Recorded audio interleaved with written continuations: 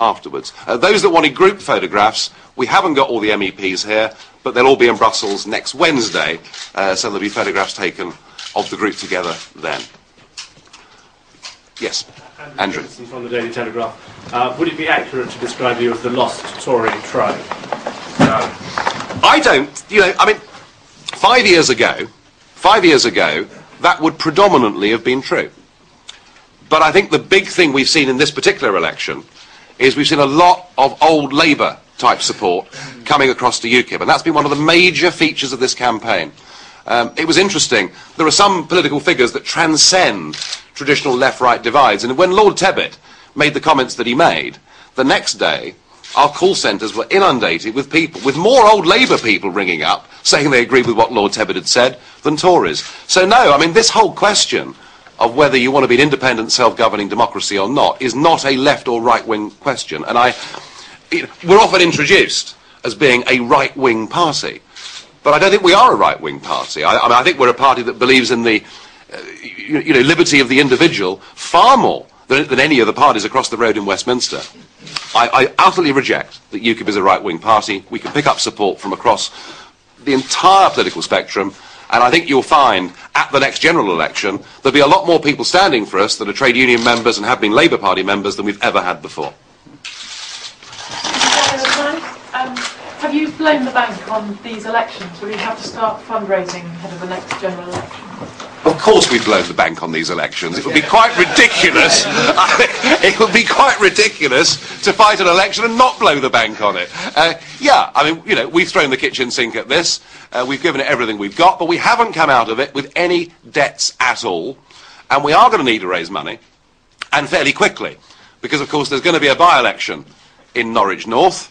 On paper, not perhaps the most promising territory for us, but nonetheless, we'll be in there, we'll be fighting that, we'll be out on the streets within the next couple of days. So yes, we've got to raise money from Farage. But I think having come second in a national election is going to make raising money just that little bit easier.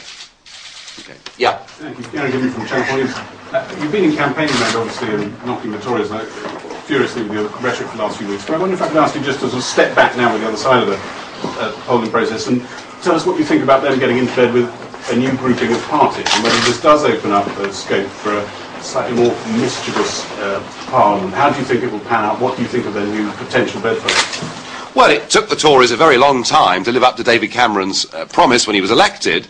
Was something like 3.5 years, in fact, before any action took place at all. I'm still not convinced that this Tory group's going to happen. And I'll tell you why. Whilst you may hear from Daniel Hannan and people like that, who are very much on the firmly Eurosceptic wing of the party, the vast majority of people that were elected last night for the Conservative Party come from the Clarkite wing of the Conservative Party. They like being in the EPP because there they get the chance to chair big committees. There they get the chance to go on the Australia delegation or the Barbados delegation or whatever else it may be. It's a very nice, cosy little number. And also, if you're part of the EPP or the Socialist group, if at some point in future you suffered the misfortune of losing your seat at a subsequent election, well then the European Commission is always there to find you a job.